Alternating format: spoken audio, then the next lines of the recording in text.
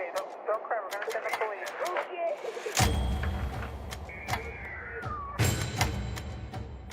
Okay.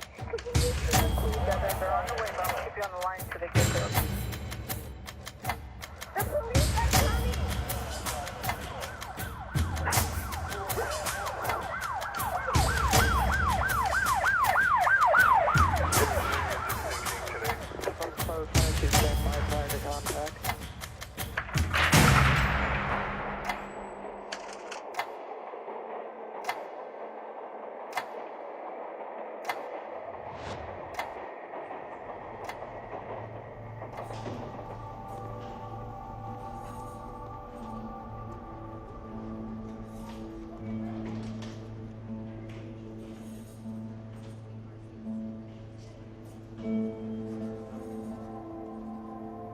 I took my husband's life in a public parking lot. The more I tried to figure out how to remove myself from the situation, it just got worse and worse. In the end, he strode back to his car and raised his trunk.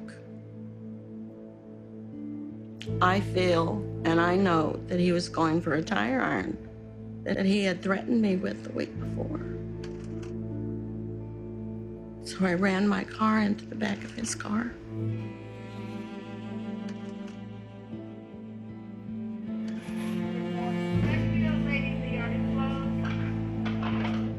It's a hard thing, even today.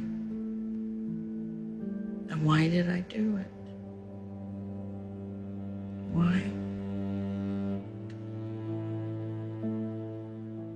I was pregnant with our second daughter, 8 months pregnant. It was the first time he truly got physical by shoving me into a wall.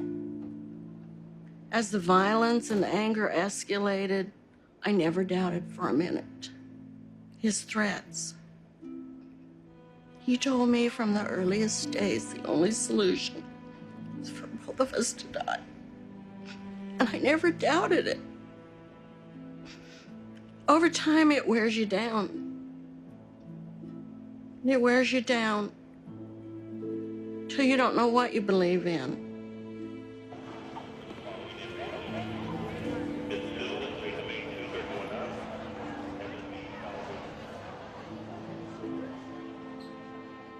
I came to prison at 44, but I still feel that I grew up in prison because I lost who I was. What I felt about things, but I grew up. Ladies, did all of you ladies sign in on the white sign-up sheet? Welcome, ladies, everyone. Any new members that we have to Convicted Women Against Abuse tonight. I think what I was reaching out for and what I found was it didn't just happen to me, that it happened to many women in different ways and different aspects. But to know that we weren't alone, I think that was a very important factor. I was sitting in this group one night and Glenda was telling her story, and it was so similar. Everything about it, and she was the wife and the 3 kids and the dog, and but her story was just like mine. And it made me know that we were all in partnership. We were sisters. And I'm so glad for this group that I found out that it wasn't just me.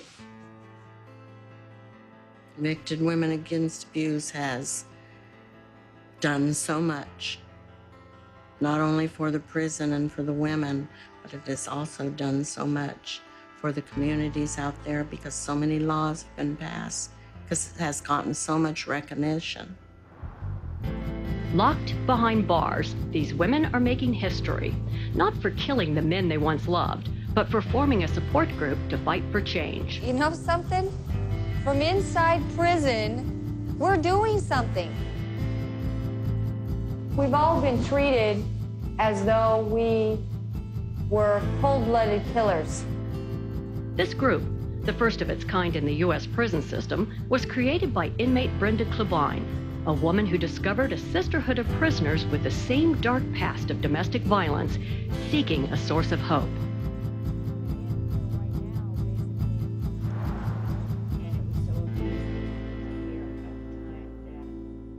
I see today how many new faces are there, and the sadness is that I see many of the same faces. They were all part of that. They're all part of making a difference in educating people and making a difference in the lives of the people that are there, even more importantly. And it's a place where women can heal. You learn from your past. You take those things and you build on those things and you say, yeah, I did this, but this is what I'm gonna do now. You know, I did that wrong, but this is how I'm gonna change that. If you do those things, then you continue to move forward, you know? And you feel better with each step of accomplishment that you make. And you feel like, wow, I did accomplish something. Ooh, wow, I did that. I did that.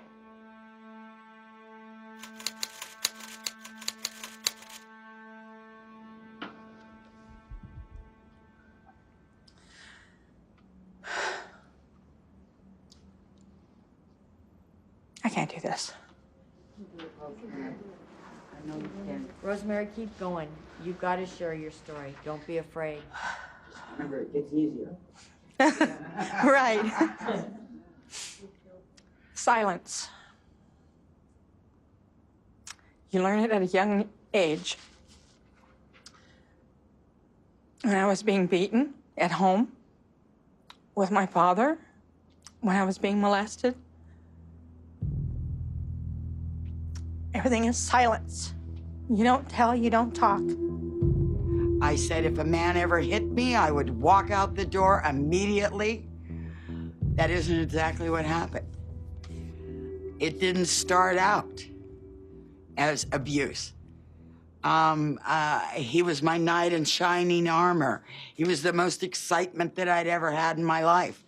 It was different and new and exciting and all of the things that you dream about. You know, when someone sweeps you off of your feet, that's a big warning sign, girls. Do not. If you're being swept off your feet, it's probably a little danger sign. I met my husband. He ended up being worse than my father. I was tied up, I was beaten. He used instruments on me. He used guns to sexually molest me with. He used knives. He used anything he thought he could. Then there was the silence. You don't talk. I had no friends. I wasn't allowed to associate with anyone. Who would I tell? Who would I be not silent with? If I'd have shut up, I'd have got hit a lot less. If I'd have just backed down, it wouldn't have been so bad. It took about 7 years. And 7 years into this group, somebody said, if he didn't hit his friends, and he didn't hit his boss who made him angry, he made conscious decisions while he was angry. That means he made a conscious decision that you weren't worth holding back from. My whole marriage, I tried to protect my husband. I didn't want people to look at him badly. It was stupid.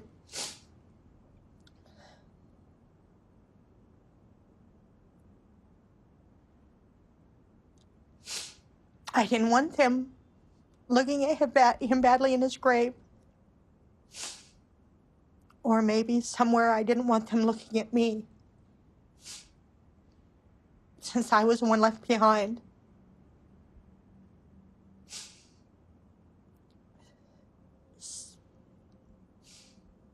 Silence is a killer.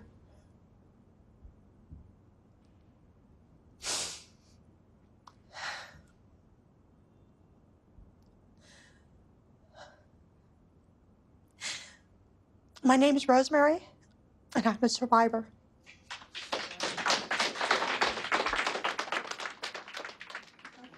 everybody, if you can, take one step in closer.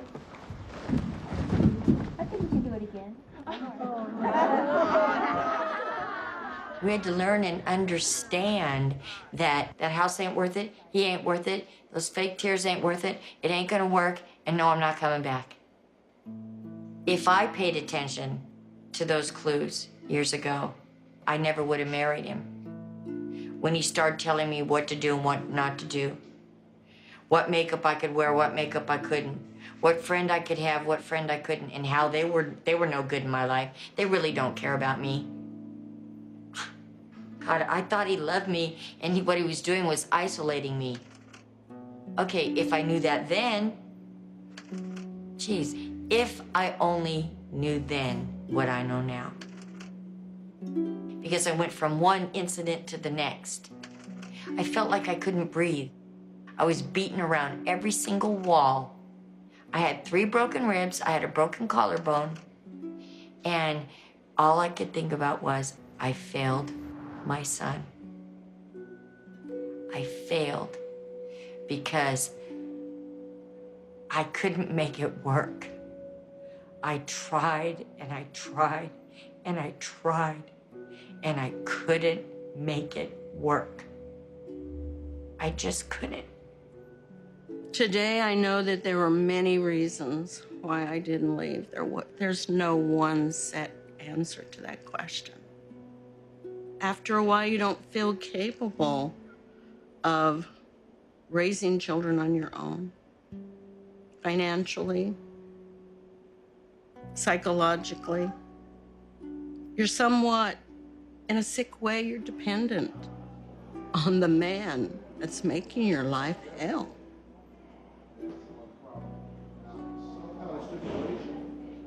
In my study of women who are convicted for the death of their abusers, they wanted to find out what brought them to that point. We like to think that it's always someone else who falls prey to victimization. It makes us feel safer to believe that. We always think, I used to think, well, if that ever happened to me, I'd leave. But first of all, I'd never get into that relationship to begin with. I assumed that. That was out of my own ignorance. Once I started investigating the lives and experiences of battered women and convicted battered women, I realized how easily it could be me. One reason I'm so committed to articulating my research is because their experience, the experience that these women have gone through, the highest end of abuse, echoes the experience of those women who don't walk away that night. We have to learn from their experiences and learn from them so that we can help those on the outside. He was very loving and caring. And when I met him at a revival at my church. So he was in church. We dated for approximately 2 years before we married. I never detected any abuse. I can remember being bit, just fought like I was a man, hit like I was a man. And people say, well, why didn't you just leave? It's not that simple all the time. And with me, knowing that, okay, there was this side of him, but then there was another side of him where he was a sweet, kind, loving, caring person. And that's what I focused on, and praying that, he would come out of the stupor that he was in, because, like I said, he was a minister. Why doesn't she just leave? That's the question we always ask.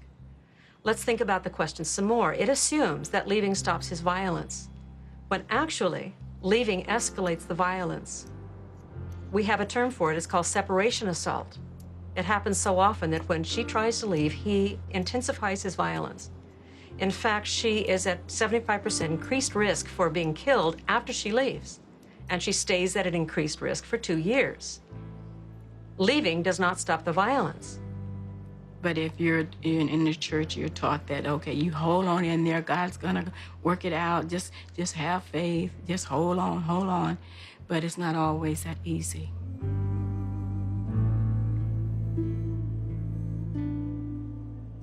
There's verbal abuse, emotional abuse, psychological abuse, mind games, There's a term gaslighting from the old Charles Boyer, Ingrid Bergman film back in the 40s, I think it was, when he tries to make her go crazy in the film called Gaslight.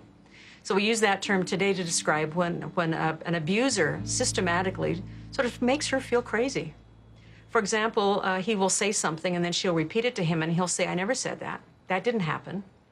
You fell, I didn't push you. And so on and so forth. And unless there's someone else helping to define the situation, it's very difficult for her to start sorting out what is his creation versus what are her own thoughts. Sometimes you wonder if is this really happening or am I imagining it? We have a tendency to shrug off because of love what's really going on, and because of that, I denied myself of a lot, and I endured a lot. The physical violence is very terrifying, but at least it leaves a mark, and it shows up in an X-ray. So in a way, it's easier for a victim to define that as abuse. It's much more difficult to define psychological, emotional, or verbal abuse as abusive. Actually, once women are away, escape an abuser, they say that the emotional and the psychological abuse is really the worst because they keep replaying those words and those incidents long after the bruises have faded or the injuries have healed.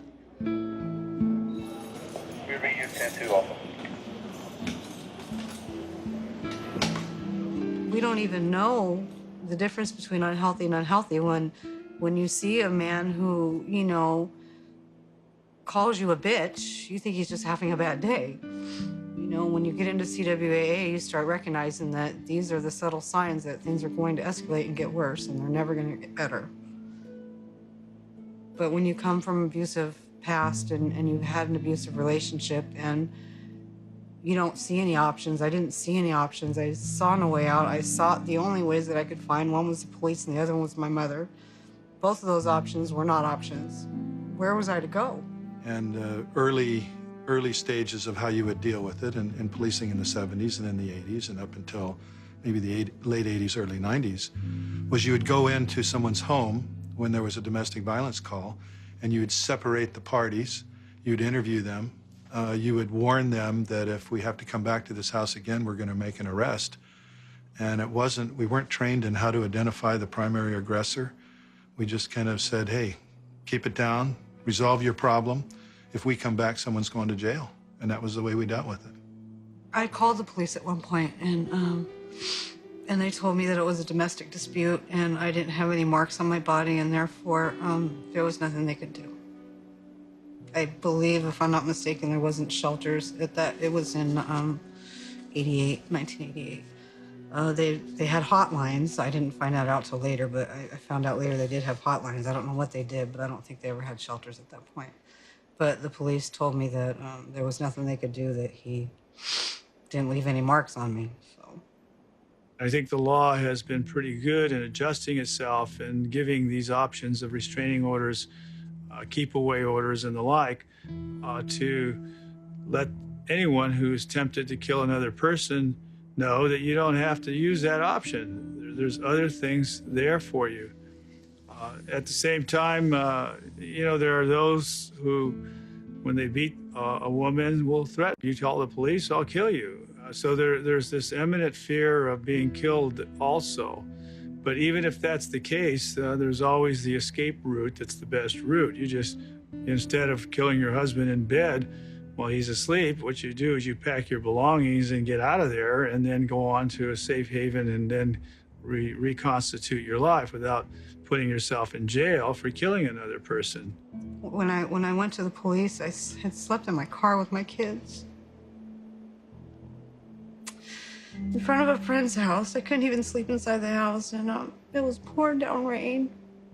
And my little son was still in diapers. And just shivering and shaking, I couldn't do it anymore. So I went back, and I kept going back. And little incidents like that, I just kept going back. Because I had nowhere else to go. It's not only a big problem for the victims, It's a bigger problem for the family that's being raised in that kind of an environment. If we could eliminate violence in the home, we could probably eliminate 50% of our violence on the streets. We believe that many of these young people who are raised in a violent atmosphere go on to become abusers, drug users, gang members, other violent felons. This is their role model. This is how they see their parents or the adults in their home interact.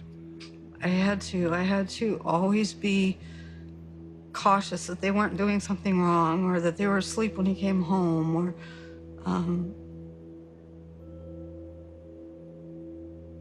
he was so crazy. He would make them do jumping jacks over and over and over, just yell at them, throw things at them.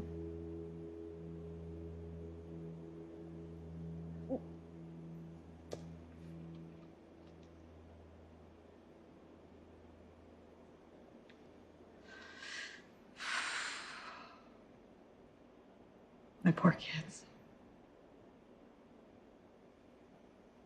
Domestic violence calls are some of the most dangerous calls we deal with, and they're very time-consuming. But I think most importantly, they're also very damaging to not just the victim, but the entire family. And so it's important that they're handled appropriately. Sending emergency. My mommy and Daddy are having a fight. Is she hitting her? Hurting mommy. How's he hurting her? He made his mommy. Okay, don't cry. We're gonna send the police. Okay.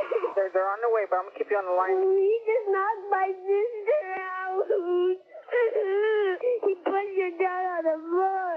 I wish he would stop doing this. He just slapped mommy. Okay. And he made some red marks on mama's neck. Oh my God! What's the matter? Nothing happened. Just leave me. Mommy. Hello?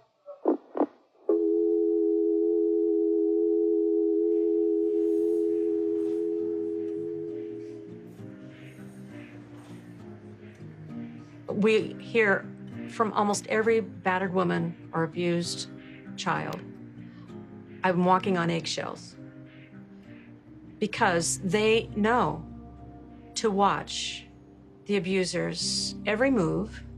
They have been taught and trained to watch for any cue that what they're doing is displeasing, because if they're doing what's displeasing, they get hurt. I, like everybody else, wondered, well, if he doesn't like this, maybe I should just stop it. But it was often little things. A dirty fork in the silverware drawer could set him off to rant and rave and terrorize the children or myself for an entire day. At the time, I just didn't know what to do. I stayed within that marriage for 24 years. And I often wonder, what was I thinking? I didn't have the skills. I didn't have the knowledge. I didn't know that any form of abuse was wrong and that I didn't have to take it. Didn't even have time to get it straight in my mind. Catch up from behind. You see that I was blind, and I wish I was wrong. In Glenda's case, she was a woman with no history of violence. She was a middle-aged mother. She had not ever been arrested before, and she was, as I recall, about 40 years old. And so her lawyer would have said, well, what caused this? And I think I should have someone talk to her to understand her mental state at the time. There were times when I begged him, just stop. Just stop. Why can't you stop? There were times when he was suicidal and at his lowest, and I cradled him in my arms. And I told him he was a good man. We'd get through it. One more time, we'll get through it. we managed.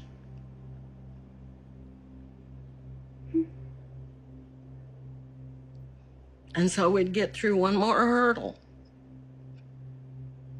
And then there would be another and another. A number of killings where the woman killed her partner involved the effects of battering, which at that time were called battered woman syndrome.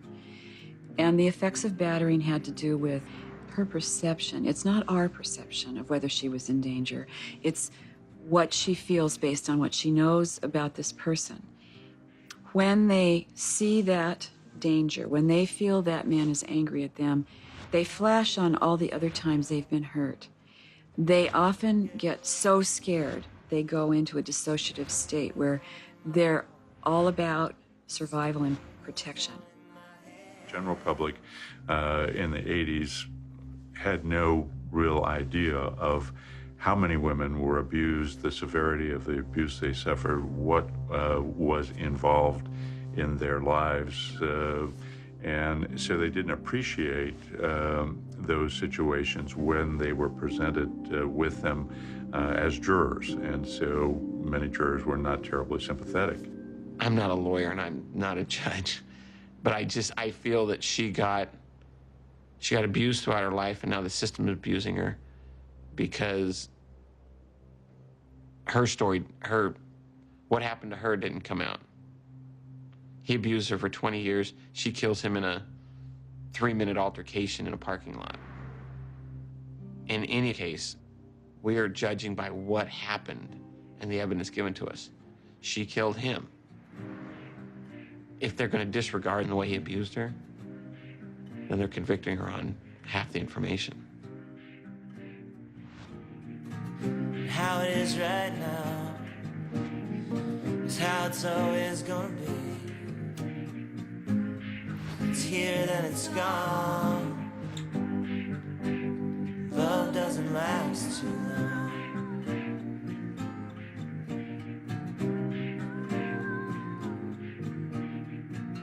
And I wish I was wrong.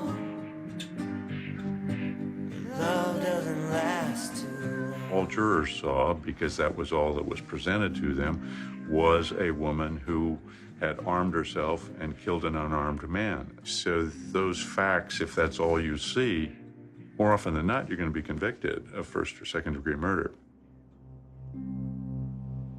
There were no laws at that time to make domestic violence, battered woman syndrome, admissible. The judge allowed it, but they made a sham of it. They told the jury, this is not a legal defense. We're only allowing her to tell what took place. When a beating is a particular way, what he says is said in a particular tone of voice, and over again we hear the look in his eyes. I knew that this was it. I don't think those of us who haven't been there can say she was wrong.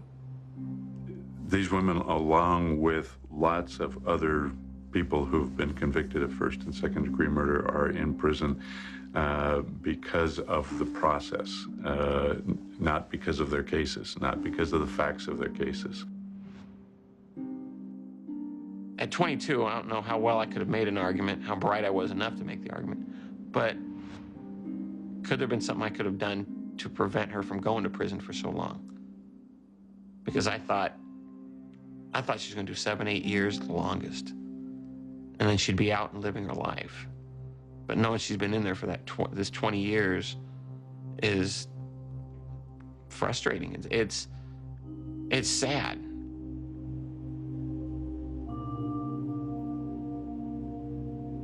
I'm not asking to be exonerated. I'm saying, when is enough enough? I married Sam when I was 18. I'm 62. How long am I supposed to remain in this relationship? It's the only one I've ever had.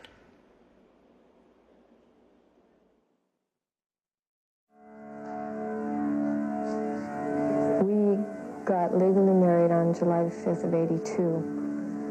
And about a week and a half, almost 2 weeks after we got married, I was beat up the first time. Brenda Klubine killed her husband. People versus Brenda Klubine. When he raised his arm, the only thing I thought of was he was going to hit me. And I thought it wasn't going to happen again. I wouldn't go through it again. And that's when I picked up the bottle and hit him over the head with the bottle. It is the sentence of this court that for the crime of violation of Section 187 of the Penal Code, murder in the second degree of felony, that the defendant be imprisoned in the state prison for the term prescribed by law, which is 15 years to life in prison.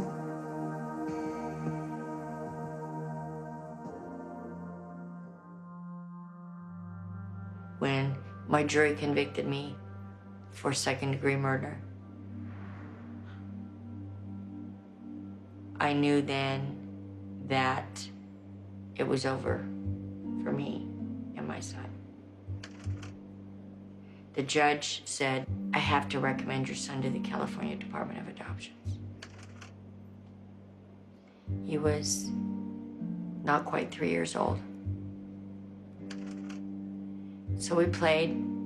He wrote all over the judge's desk, and he was scribbling. He was all over the room, and just as cute as a button. And she said, okay, I can hold on to this for 30 days. I said, if you do, I'll change my mind, and I'll make it about me. I have to make it about him, and I have to let go now. So you need to file this today, please. And she said, okay. It was a horrible hurt pain. Then when they told me that Joey was killed on July the 26th of 1987, I gave up. I stopped eating. I didn't want to go to work. I couldn't be around anybody. I ended up on suicide watch, and I ended up having a nervous breakdown. Because that was so final. I had dreamed in my head from the moment that I let him go that one day I'd have the chance to tell him that I didn't give him up because I didn't love him. That it was because I loved him that I gave him up. That was the hardest decision I ever had to make in my life. And I was robbed of that. That was taken away from me. And it was final. There was nothing, there was no hope left.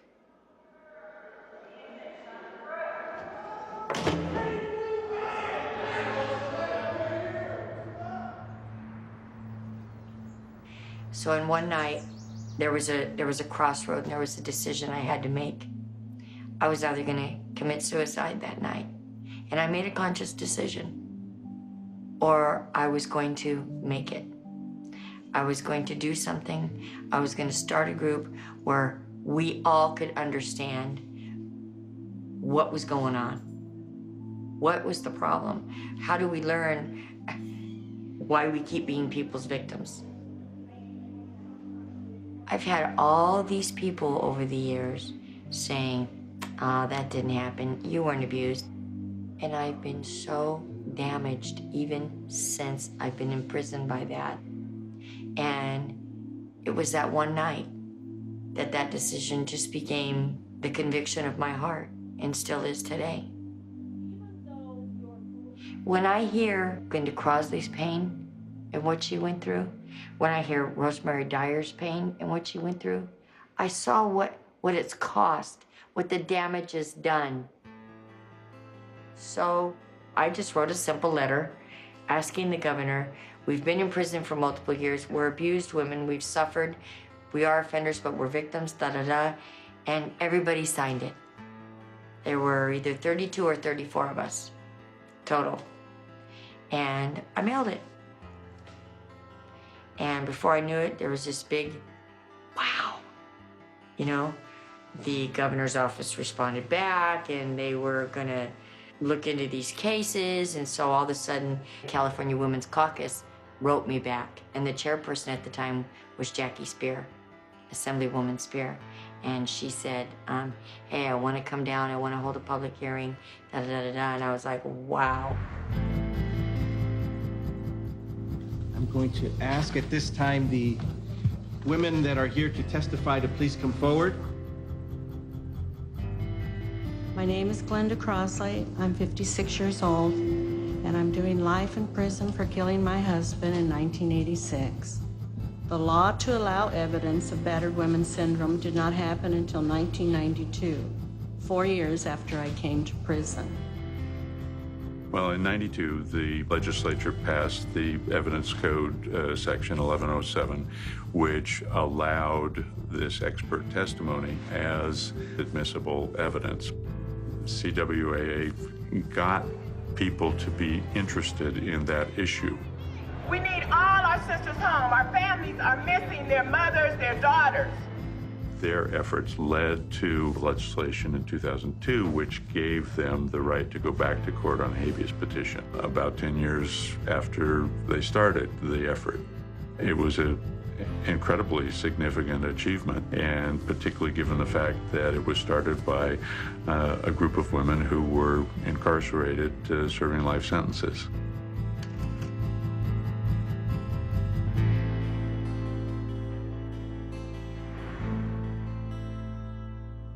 It's amazing to see all these women, all from different backgrounds. You know, it just could be anybody. And unfortunately, one of those people was my mom. It was so scary and nerve-wracking for me to be able to make that effort to try and reach out to her. I got a letter. Boy, did I get a letter.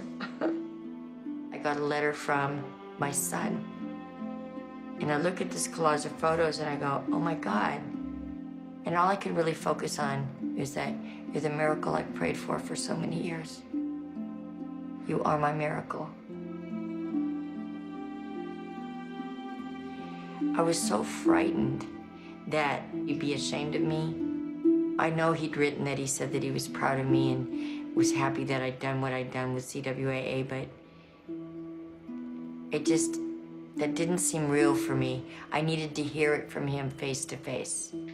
So I'm looking for, I go, is there a phone number? Is there a phone number? What is there? I have a collect call from Mom?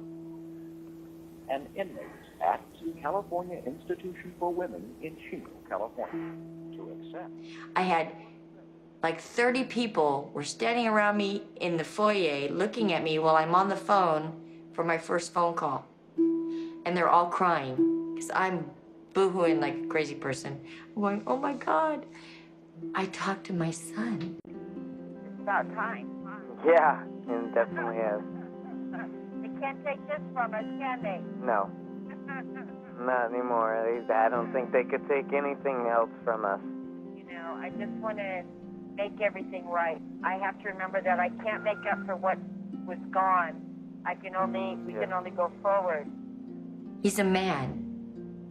He's not Joey. I can't stand that. He's not Joey. He's Joe. He's almost 27 years old. He's a man, and he's a father. You've given me just such pride in where I came from and who I am, and just, I've never had so much self-esteem and self-confidence, and it's just amazing. I've been so high on cloud 9 that I could hardly breathe. And everybody knows about him. Whether they know me or not, I don't care. The whole prison knows about my son now. It doesn't matter if they know me. I've shown everybody pictures. Look. You know, I don't care. And the most amazing thing about it is the day after that, I got a call from my attorney that an evidentiary hearing was granted and that they're talking about instead offering me a plea. And I got the call about my court hearing. There's a reason that it all happened at this time and all together. Isn't that cool? Yes, it's very cool. How do you say it? Yeah, that is sweet. God, I love you so much. I love you so much too, Mom. And I miss so much, and I just can't wait. I absolutely can't wait. Pro bono attorneys gave her the opportunity to go back to court on a habeas petition and try to get her conviction set aside and a new trial. Between 1992 and 2002, she didn't have that option. She just had a conviction that she could look at the new evidence code and say to herself, well, had I gone to trial after 2002, I might have had a more fair trial. It wasn't until 2002 when she was given the option. But that's still a long process. The fact that the judge is willing to hear the case is certainly a good sign. Most women don't even have documentation. They don't have eyewitnesses. They don't have all these things. I have all this evidence. From that moment on, I knew that this is the beginning of the end. And then it's the beginning all over again. It's my new life. But I can't leave here and leave my heart's conviction. I can't. It doesn't stop here. Because I believe with every fiber of my being that I can still make a difference.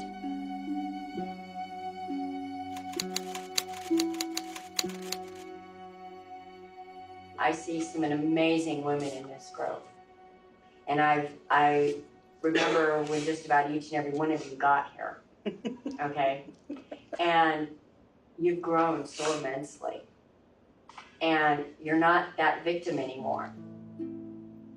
There's people sitting in this room I know never for a million years thought that this could be them, that they could be sitting here.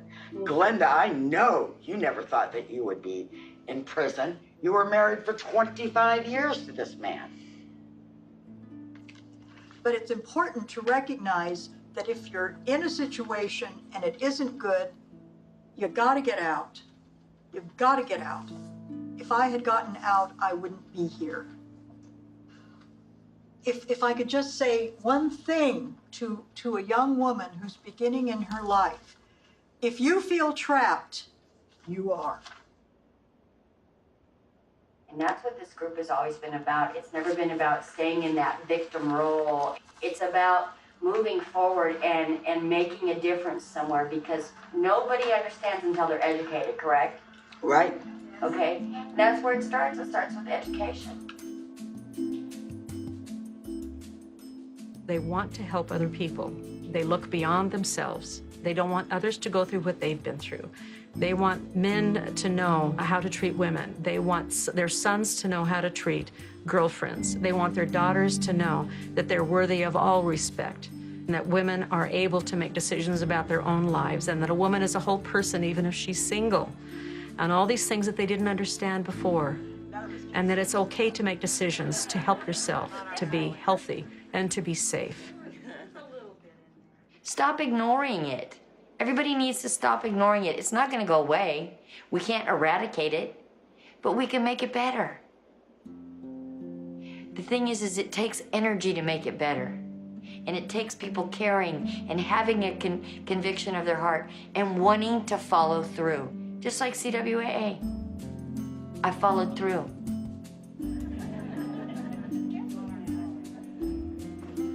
It would be so easy to crawl into a corner and pull a blanket over yourself. But these women, they seek to educate anybody who will listen.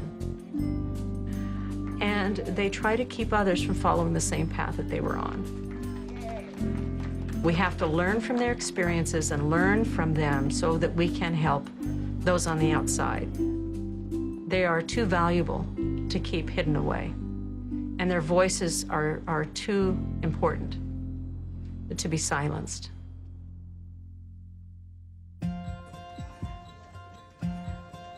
Little people in the front. Here we go. Yesterday when you were young, everything you needed done was done for you. Now you do it on your own, but you find you're all alone. What can you do?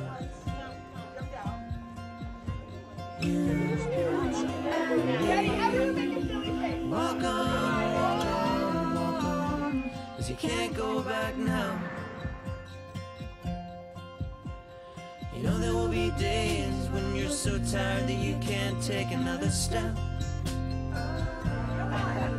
The night will have no stars, and you'll think you've gone as far as you will ever get. And you and me, walk on, walk on, walk on, 'cause you can't go back now. And yeah, go where you wanna go. Yeah, be what you wanna be. If you ever turn around, you'll see me.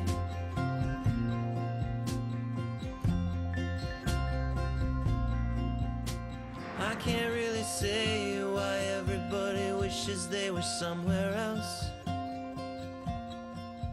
But in the end, the only steps that matter are the ones you take all by yourself. And you and me, walk on, walk on, walk on. You can't go back now.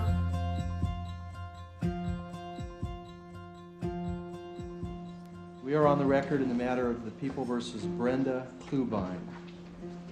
I believe that it's time.